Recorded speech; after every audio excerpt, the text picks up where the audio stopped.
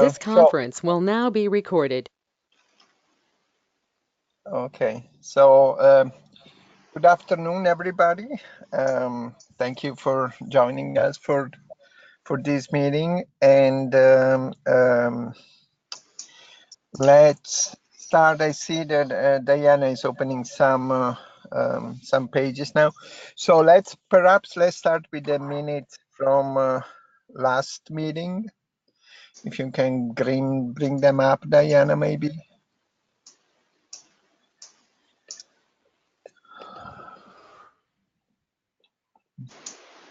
So you should have received them, and so perhaps we can take a minute or two to review them quickly, and then we'll have a vote.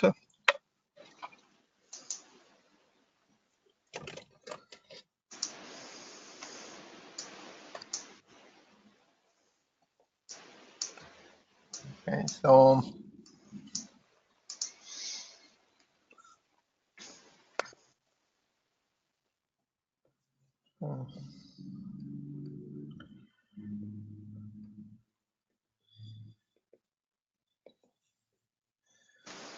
perfect. So let's. Any comments or questions about the minutes? Uh-oh. Okay, so do we have a motion to approve? Motion from Cindy. Okay, Cindy, do we have a second?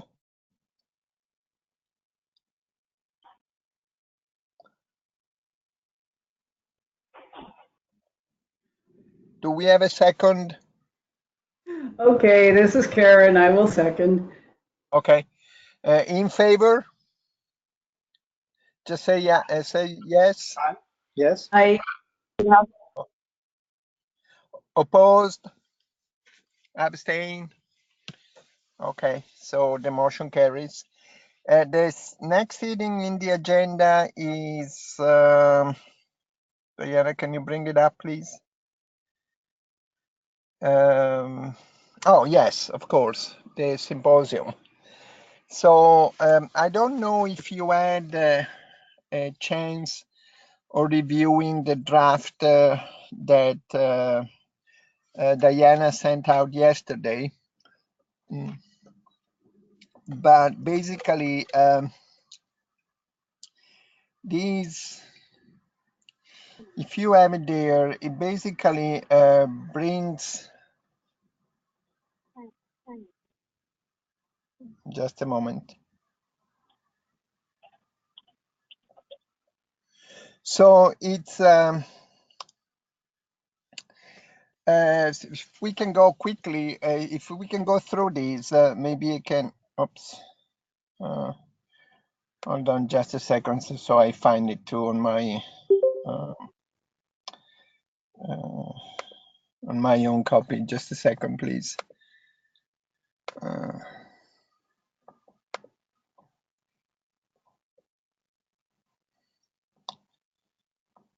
I had a nice 2-page showing, no talk. Very good.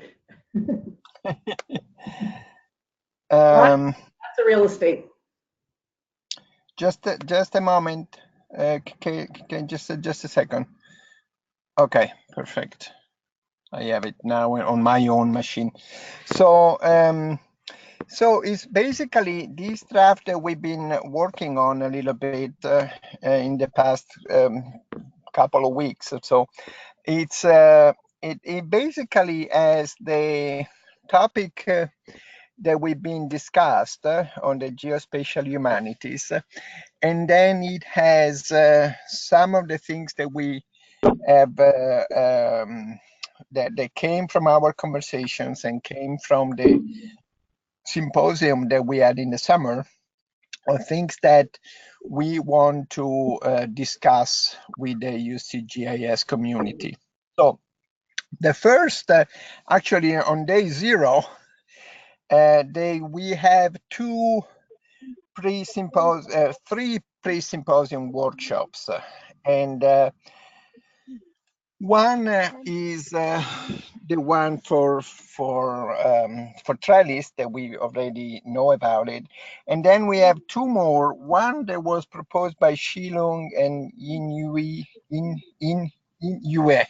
Sorry for my Chinese, but that one that was proposed, and for these symposiums, what we would like to do, and I believe Diana has been communicating with Antoinette at NSF, we would like to try and see if we can apply for NSF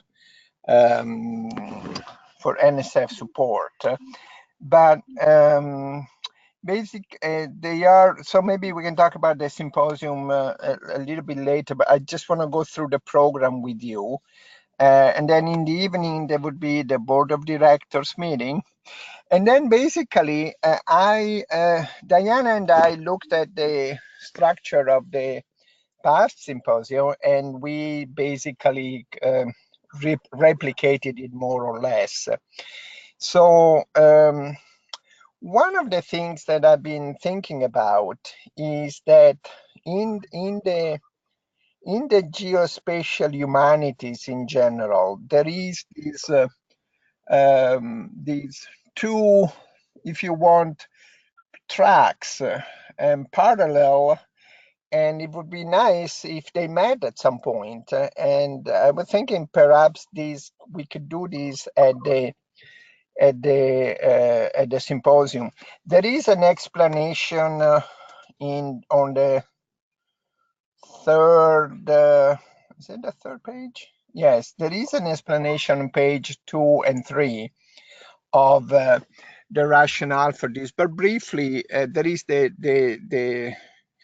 in the context, if you want, of the digital humanities, there is the geo-humanities and the spatial humanities. One is more qualitative, which would be the geo-humanities, and the other is more quantitative. And this is just broad generalization, and that would be GI science, in a sense, the spatial humanities, applying GI science methods to the humanities. I thought that from a point of view, and there is some work that has been done to basically bring these two perspectives together, but the two fields, if you want, are now really communicating very much. I thought that it would be a good idea to try to bring these two perspectives together, a UCGIS symposium, which is something that I've looked at many conferences that are scheduled or being scheduled, have happened in this broad topic. There are not many chances of the two perspectives, if you want, to come and talk together. And so one would be more like the GI science perspective. The other, if you think about the Geo-Humanities Journal of the AAG, it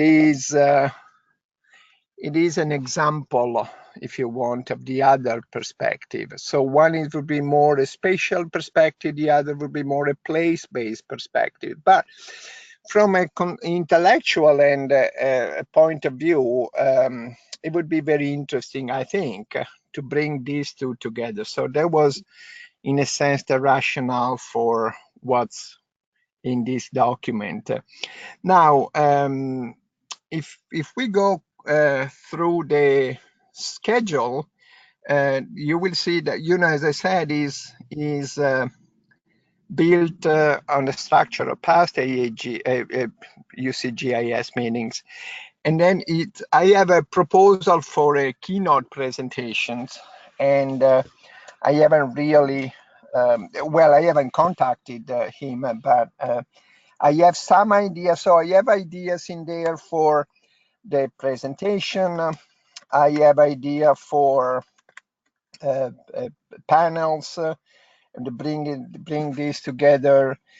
And then, you can go, I thought it was interesting last year to have the NSF perspectives. And this year it would be perhaps also interesting to have an NEH perspective on these. on these things.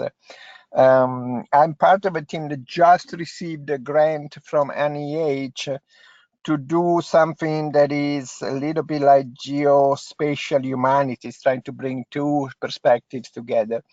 And so I thought listening to them would be interesting. And then, you know, if you want, if on day 2 we start on this,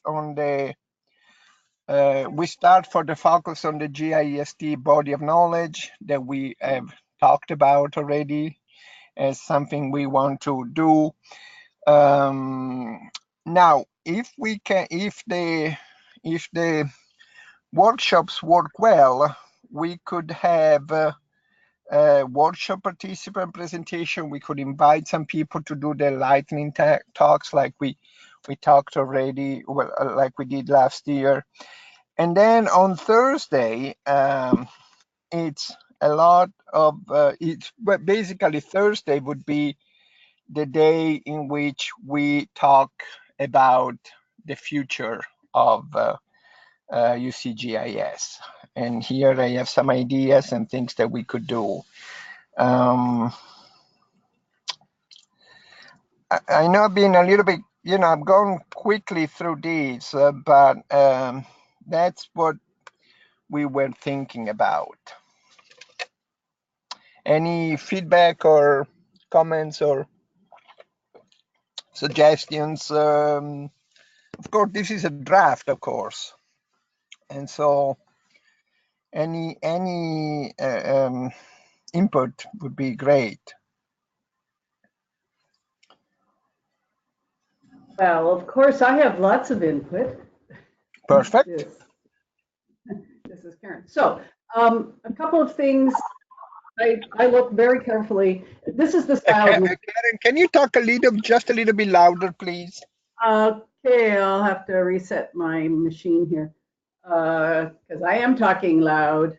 Oh, no, okay, that's perfect. It was my fault, my computer, yeah. Okay, good. So this is exactly the kind of style UCGIS meeting that I always like, the working kind. But just playing the devil's advocate, I initially looked very closely for the paper presentations that people feel we really must have. And I have actually become much more convinced of that, particularly since going to the Agile meeting in the spring. They have a huge attendance, and it's because there are so many papers presented. So I think as much as I love this working style, the places where there are papers need to be really pulled up in visibility. So there needs to be a clear part of this. Even if it's a small part, it has to be promoted as a big part where there are places for people to talk.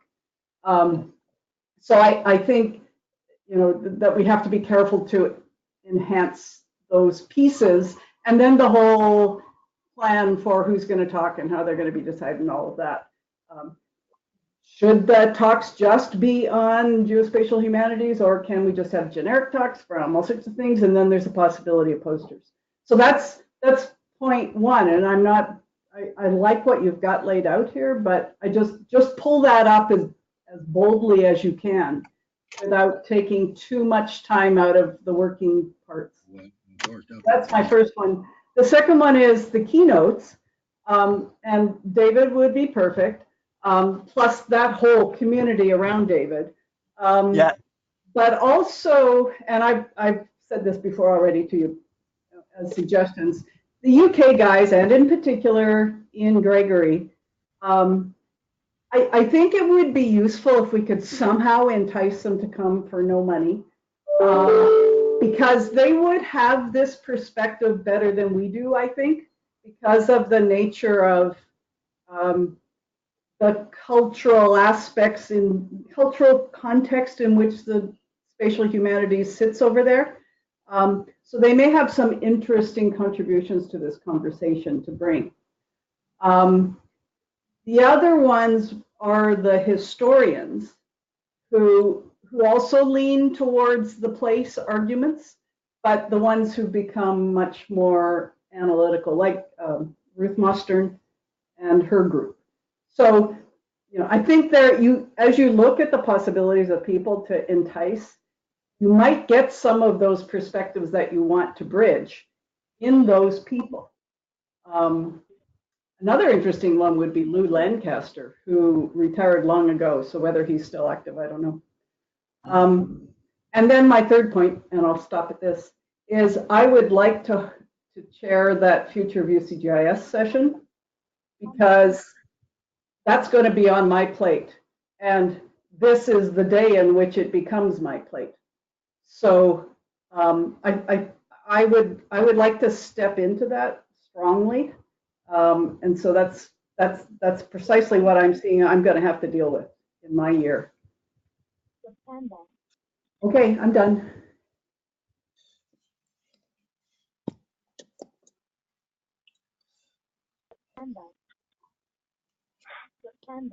Hi, this is Steve. Is there someone else talking? Can you hear me? Yes, Steve, I can. Okay. I don't know the others, but Okay. I'm on my phone, so I've never done it this way before. I was just wondering, on the pre-symposium workshops, will there be a call for additional workshops, or is there a set? Are they fairly set already? This is Diana. They're not set. We have space. We have space-wise, we have capacity for a total of 4 workshops. That does not include Trellis, because Trellis is going to be taking place at a different hotel. There was a person, the gentleman who gave the webinar yesterday afternoon from ERDC, that really cool app that they have to visualize and quantify uncertainty. He is interested in holding a workshop. I think that there could be a lot of interest in that. So it's very possible that that could take one slot, which would therefore still have, there is still one 20-person room space available. Okay. Yeah, because I was thinking of proposing one, and then at the Ed Committee meeting, we said that there would be a call. So just want to make sure I was correct there. Yeah, so there will be some. I'm not quite certain how we'll manage it this year. Whether, I mean, I need to confirm with Shilong, who is on the phone, but he's got some microphone issues. I need to confirm about whether he and Shinwei would go forward with theirs, even if we don't get any financial support to do it. So I think the best thing for now is for maybe you could send Alberto and me an email indicating that, assuming space continues to be available, that the Ed Committee might be interested in hosting one. Okay, I'll do that. Okay, thanks. Yeah. Diana, did you share the 2 proposals, the 2 workshop, the one I brought and the one that Shilong brought? Did you share them? Those have not been sent to everybody. I know you sent me an updated version yesterday, and I have not sent it to Antoinette yet, nor have I sent it to the whole board yet. Okay, I don't know if. I think that actually maybe last month we saw Shilong's. I'm forgetting at this exact moment. Okay, perhaps we can.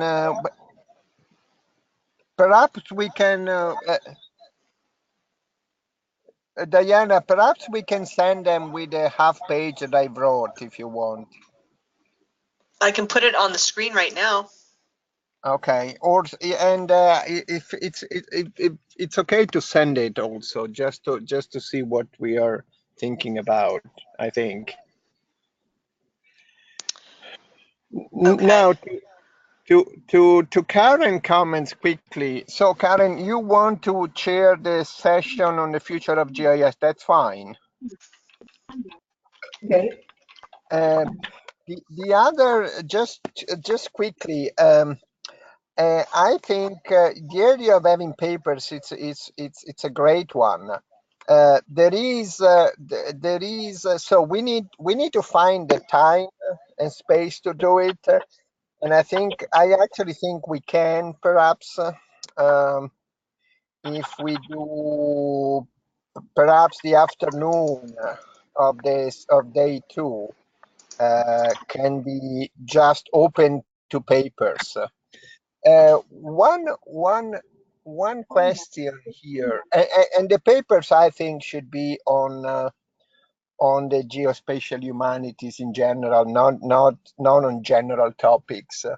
That's my suggestion, I think. But one thing that it's perhaps something we can talk about.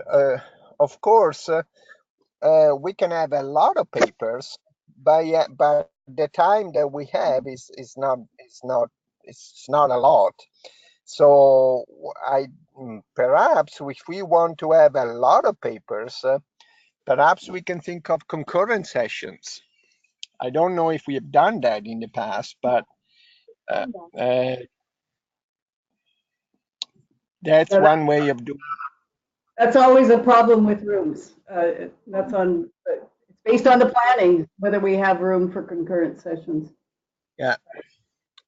So, yeah, 3 concurrent sessions on the Tuesday afternoon would fulfill that requirement grandly, but I suspect we don't have room for concurrent sessions. So we have to play it otherwise. It could just be a matter of how we speak about the small window of time we have for that. Yeah.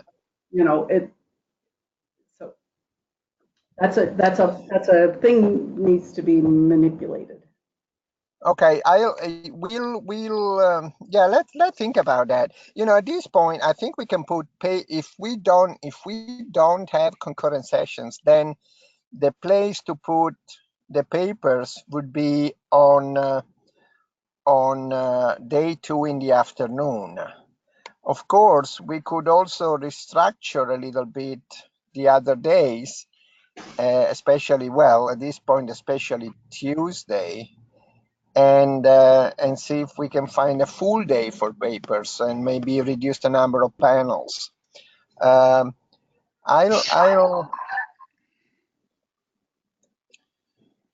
That's one possibility. As for Karen, for Ian Gregory, I work with him. The grant I was referring to is actually part of the group. We can think about it. Maybe I'll communicate with you about that too. I doubt that we can get him or any of these people for free. I really doubt it. But that's also why I invited David, who is a little bit. And so, but we can talk more about that. Yeah, because there are then the other ones like Ruth Mustard, who is part of that same community that I was part of with Ian years ago, and so she might be able to bring some of that perspective. So yeah, we might be able to find American-based versions of that if we can. But it would be great to, we could still ask those people to come. Well, yeah, if you send me a list, Ian, I know Ian. Yeah. We work together on a few things, and so I can ask him. And if he says no, then just send me some, and just send me some, for everybody. If everybody sends me, because now we need to fill the place with. We need to fill the schedule with people. And I have some ideas. I like very much. I don't know how many of you know Cleo Andres, but she's doing some really good work in this area. And there are also many historians that I know that are working on this. So please do send me your suggestions, and I will start contacting people. This is Paolo here. I just wanted to suggest or voice some support for the idea of having a little bit in the way of concurrent sessions. So something like 2 or 3 concurrent sessions, not more than that. I don't think we'll need more than that. But I like that idea a lot, because otherwise the whole conference is plenary, and I think that can sort of mentally tire the attendees. So a chance to sort of get up and go to another room or whatnot is a good idea. My 2 cents. Do you also think so? If we did a concurrent sessions, then we could open up. It would be easier to open up to different topics if you want. Yes, I suppose that's true. Yeah, and then you can organize the parallel sessions that way, right? Yeah. Yeah, that's a good idea. Like just a second, the workshop that Shilung is proposing could attract a certain type of papers for the symposium that would be different than the other workshop, and perhaps different than the one Steve wants to propose. So there could be a parallel between in there. So if we could do, and we'll check with Diane, I'll check with Diane, Diane and I will check basically, but if we could have like 2 or 3 concurrent sessions on one day, or even one afternoon, that would be great. Yeah, or even 2 days. Like if say Tuesday and Wednesday mornings are when we do the plenary panels of all sorts, and then both of those afternoons have concurrent sessions. That gives us plenty of space for lots of talks. You have different themes there.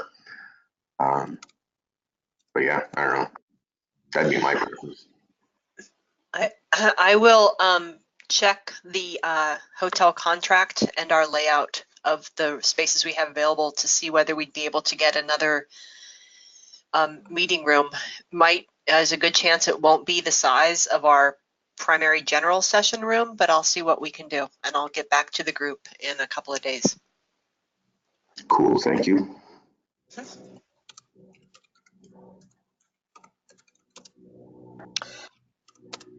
Any other suggestion for the schedule, something that we are missing?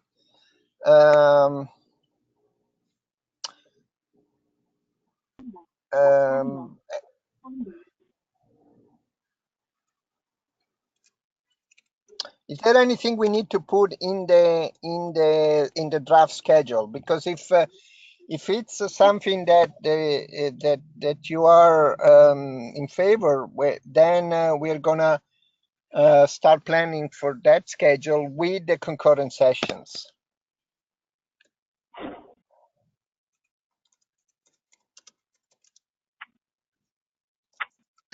Just a thought. What about moving the opening session, which is Tuesday morning right now? What about moving that to Monday evening?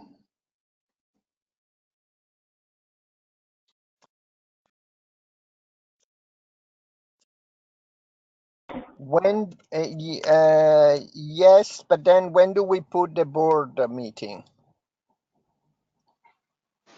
Maybe he meant Tuesday evening, or did you mean Monday evening? No, I mean, so opening session with Giordano, welcome meetings, introductions, updates on key and new. I'm thinking that might be the kind of like heading number A under Tuesday morning, day 1. That might be the sort of thing that is hard to make lively at 9 a.m.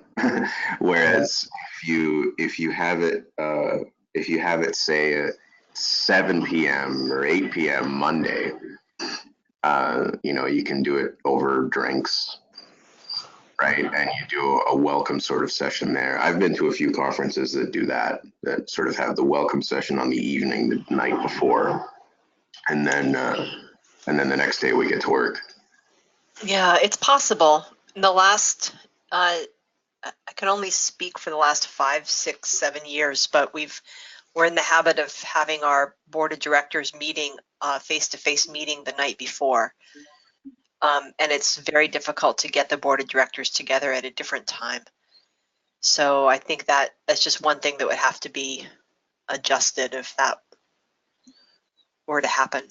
But I agree that it's an important meeting. That first opening session with the president is an important one, and sometimes you've definitely still got people wandering in first thing in the morning.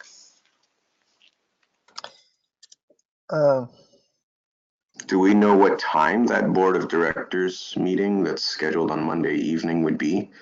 Like, is it possible to have that meeting and then do reception immediately thereafter? Well, I mean, all of us on the call right now. No, we're not. Wait, who goes to that? No, it's just the board. It's not the committee chairs. So what we usually do is we have a meeting and dinner. Okay. And depending on how late it goes, I mean, we've wrapped up at 9 o'clock before, and we've wrapped up at 10 o'clock before. So I I'm not. have a meeting after your class, you know. Oh, no, that's okay. I talk with you. Somebody has their mic on. So, right. Yeah. Now that we're at this level of detailed discussion, I suggest that Alberto, if you would let me migrate this over to the spreadsheet version where we can see the different hours all laid out next to each other. I'll build a schedule that pencils in the opportunity or the potential interest in the parallel sessions, perhaps in the afternoon. And then we can see when we might be able to move some other things around. A couple other things that typically we have, which are not yet here, like the group has to decide, are we going to do any other types of sessions related to any of the committees? Will all the committees be expected to just do something somehow coordinated with one of these? I mean, there are a number of things. I noticed you did mark in here the awards presentations. That takes some time, I guess. Here we've got it on Tuesday or Wednesday afternoon. I have to go back and look at the other list of those business items that we have to make sure get penciled in somewhere.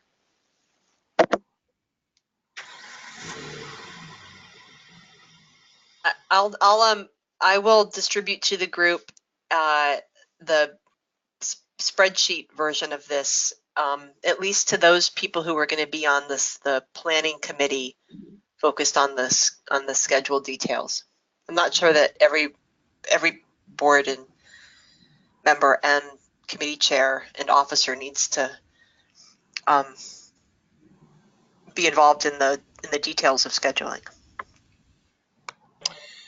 This is Ed. I have a quick question. Do you have any idea about what is the content of working lunch on day one? Yeah, so we have certain things have to get done during our lunch times. These are the council meetings. So typically there are reports by the executive director, sometimes reports by committee chairs, the treasurer. Ed, can we actually make a quick introduction, Alberto, if you want? This is Ed's first meeting with him here as our new treasurer. Hi there. Hey. Oh. Yay, we have a treasurer. Yeah. So Ed, you would stand up and you would make a 5-minute presentation about the state of our finances, and you and I would work on that together.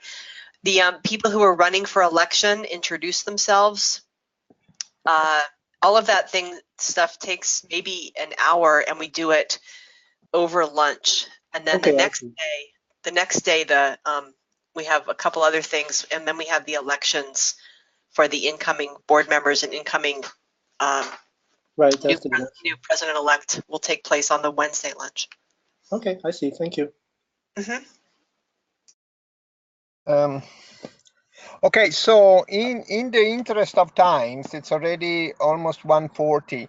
In the interest of time, if I understand, so there have been some suggestions for the draft, and just very briefly, reaching out to some people for the presentations, Ian, Gregory, others. I think we have an agreement to try and do concurrent sessions, and the idea would be Tuesday afternoon and Wednesday afternoon with plenaries in the morning. They explore the possibility of an open session for only the one the one I'll do on Monday evening instead of Tuesday morning. There is so that's one of the things. Karen would like to chair the session on Thursday. That's fine with me. And then workshop, we have a couple in addition to Trellis, which we have an idea for, and we wrote a little bit about it. And then Steve is going to contact us, Diane and I, see if to propose another one. And then, of course, anybody else who want to propose workshops and or as other things they want to say, please feel free to email, of course. So that's more or less the summary of what we talked about, I think. If there is no other, if there is no position, I think we could move to the committee reports, unless somebody wants to say something.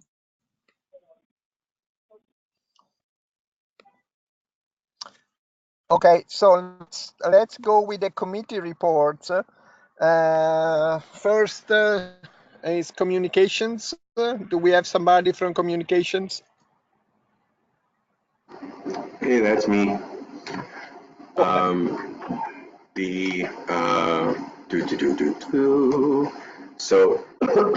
only thing to report really is that I've extended 3 invitations for people to do our monthly webinar series.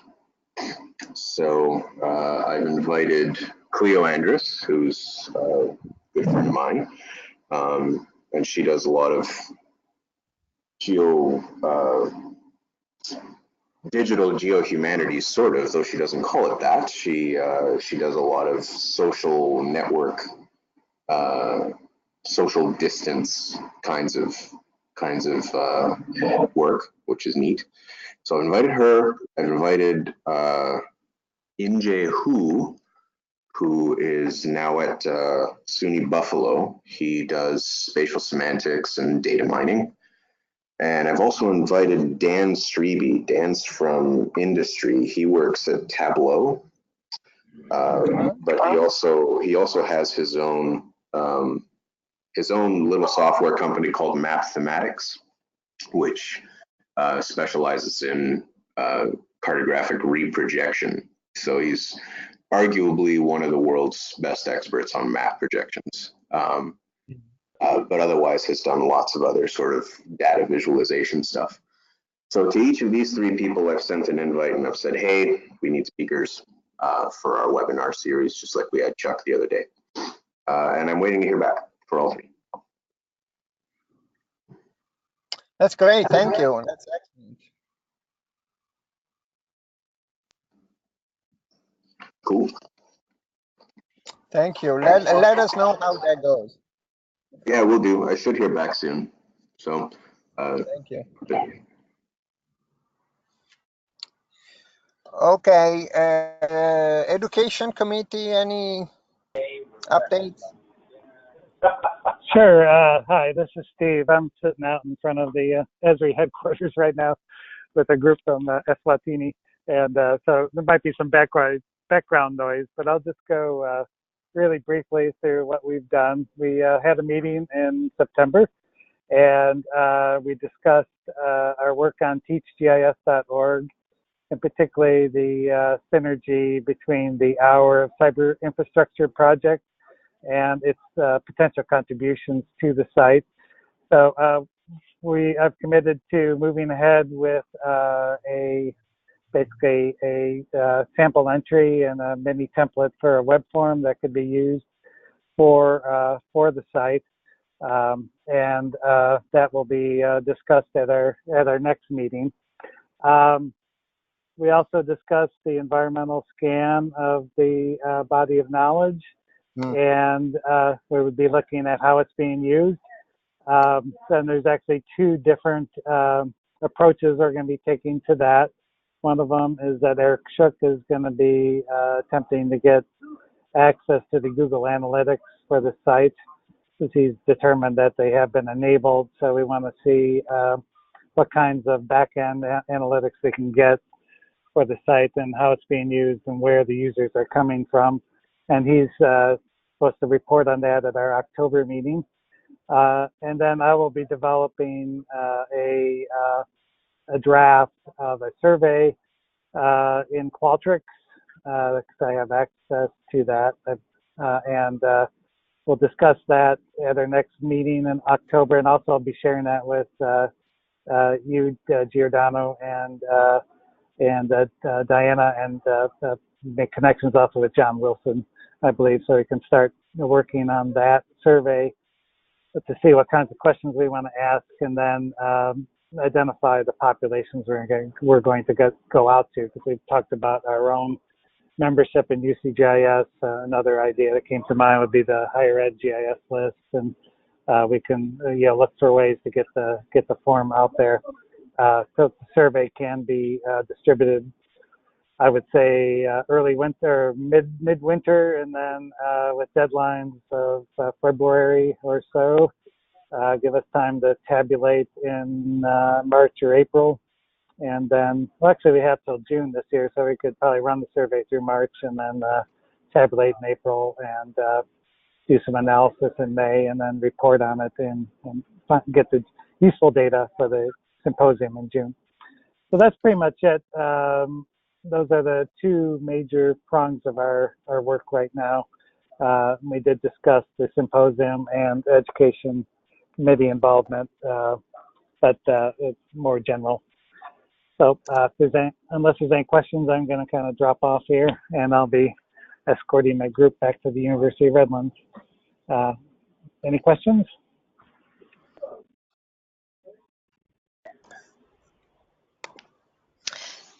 Steve, this is Diana. I did hear from Eric Shook about getting the different user statistics for the TeachGIS site and the body of knowledge site, and I'm going to be following up with him on that. I wish it were easier than.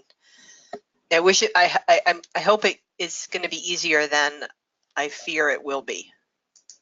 Okay. Isn't that the way everything is? Yes. Okay, I get it.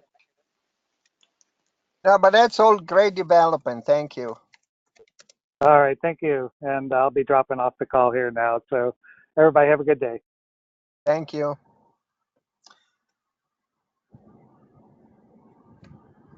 Okay, next.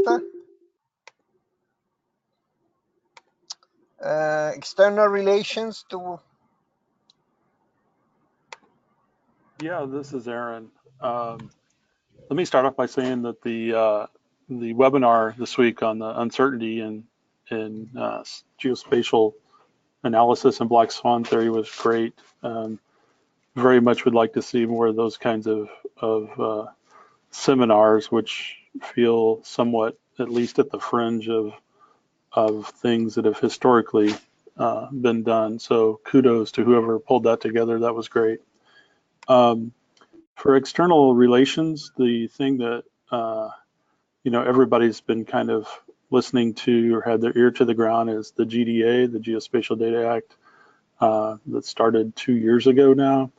Most recently, NSGIC said that, or the latest update was that it was supposed to go to the House this week as a part of the FAA reauthorization bill. I checked about 2 hours ago, and it seems like Washington, D.C. has been otherwise occupied this week, so I don't think that's happened unless somebody else has more current information. But it's essentially buried in a 1,200-page bill at this point. That is, as you might imagine, is a it's not an omnibus, but it's very close to that, and it's you know, I don't know what that means for the. It's wrapped up with some TSA things, some things from Homeland Security and so forth, and so there were some there were some changes made by those agencies to get it included in the bill, but almost everything that NSGIC had lobbied to have in the bill is still in the bill, and that's the information I have currently. Like I said, to my knowledge, it's not even been introduced yet, so that's a stay tuned kind of thing. Beyond that, I'm open for ideas on external relations. If you think there are organizations or individuals or private industry that we should be connecting with in more focused ways, be happy to do that. If you want to talk about that or bring those to my attention via email or chat or old-fashioned phone call, I'm open to that. So I should have some more time on my hands as I graduate from my MBA in early December, and should be able to carve out a little bit more of my calendar for UCGIS activities. I think I'll stop there if anybody has questions or comments.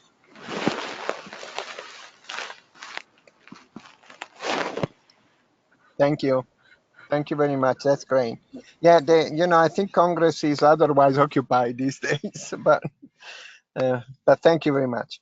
Membership, you want to? Anybody has a comment?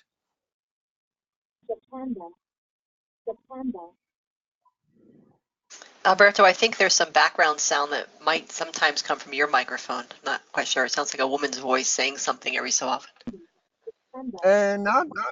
Not mine. No, I'm here by myself. Okay. Okay. No, I didn't have anything else for external relations. Although I will have an update soon about the COGO report card, the Coalition of Geospatial Organizations report card, that group that UCGIS is part of. For membership, the only thing that I've had is every couple of weeks I get an email from Miriam Olivares talking about her plans or how she's making progress on organizing the Yale application. It's going to be the best application we've ever seen because it's going to be very, very thorough in terms of documenting the GIS activities at Yale. But that is still underway, and we should have that membership to vote on finally at the December council meeting. And that is a reminder to me to say that I'm going to be sending out a doodle poll. In the last few years, we've held a council meeting one day. Usually it's the end of the first week of December. And I'm going to see if I can find a time then when we can schedule the meeting. We don't, as long as people from the board, as long as our group can attend it, we just schedule it. And then whatever delegates from our 60 member institutions are available, they'll come. I know it's appreciated, and our bylaws do say we need to have council meetings twice a year. So that's one reason why we do hold the December meeting. And with luck, we'll have even another university to vote on as well. We'll see how that goes. And then there's also a message here from Shilong. He's continuing to have microphone issues. He says nothing urgent to report at this moment. He will update everyone next time. Okay. So if that's there is a ghost, a female ghost. I can hear it sometimes. It's in the background too, but it seems to repeat the same thing. I don't know what that is. The same short phrase, but I don't think it's from my computer. But anyway, so I don't have any. Yeah, I don't have any new business other than what we just talked about. Does anybody have any final comments or thoughts or?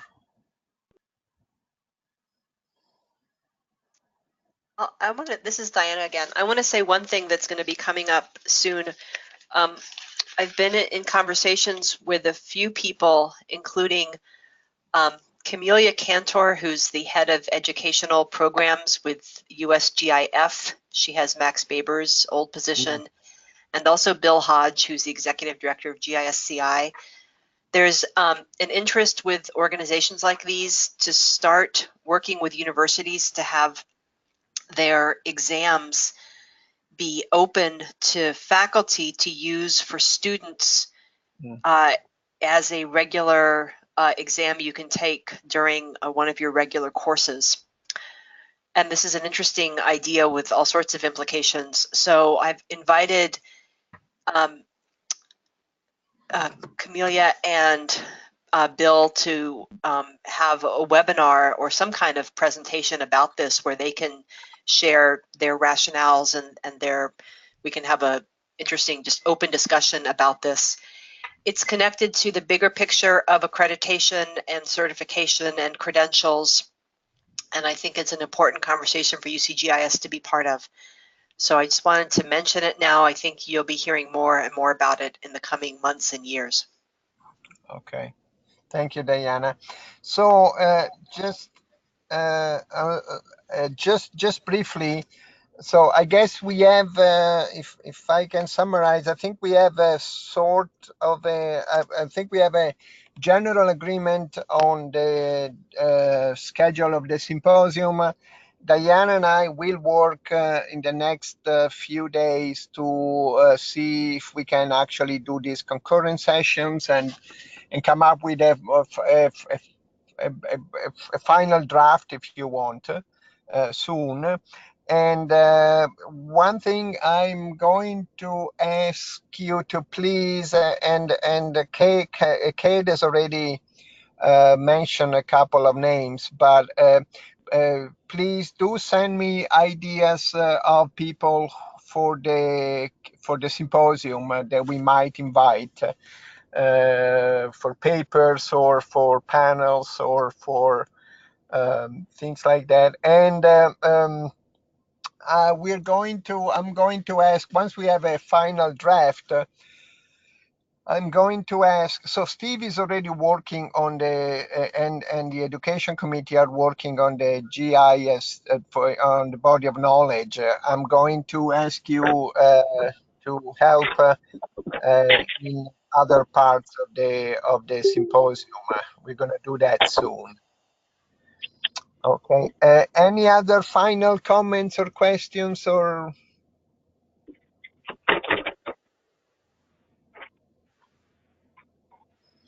Okay. Thank you, everybody. This is Wen from ESU. Yes, please. Yes, I actually have a question. Do we have some data about how many women scientists or researchers are in the field of GIS?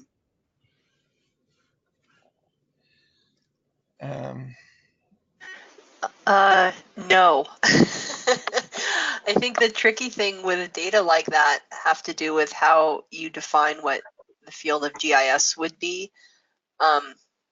I don't even, I mean, I guess Trellis, for our Trellis proposal, we had gathered some statistics. Karen, you might remember what some of those are, but I think, and we have statistics like how many, GISCI can let you know how many people who've passed the GISP credential are female, but I think it'd be a very tricky thing to put a number on the big question that you asked. Okay, thanks, Don't you? Diana. I mean, don't you think? I don't know who I would. I'm not sure how Well, we'd ever another, even begin that.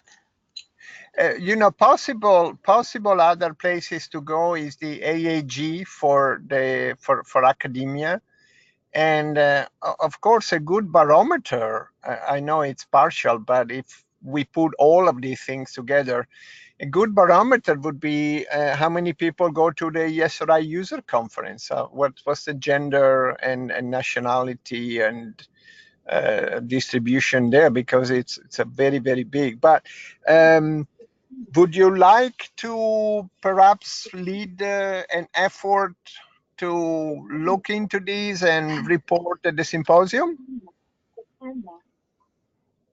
Oh, sure. I would try, and I will report back on what I find out. Because Perfect. recently I read a paper from Nature, saying that like really there are very few women scientists in the field of like geomorphology or more general geoscience or geology. So then I started to think about the question for GIS and like GIS science.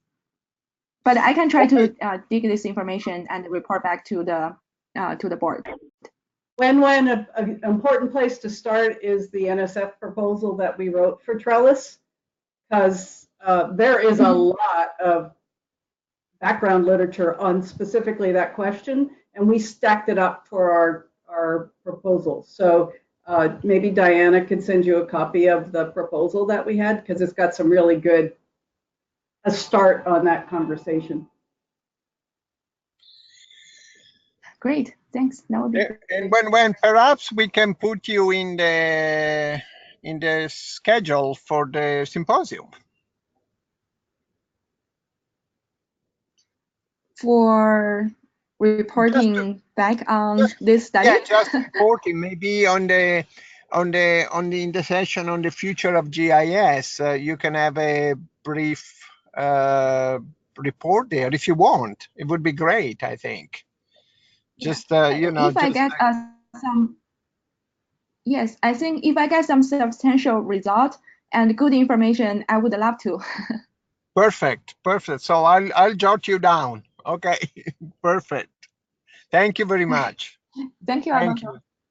you. Thank you, Wenwen. And thank you, everybody. And unless there is, it's 2 p.m. Here. I don't know what time it is where you guys are, but if there is nothing else, thank you very much. And we'll talk in a month. Bye. Thanks, Bye-bye. everybody. Bye-bye. Thanks. Bye. Bye. Bye-bye.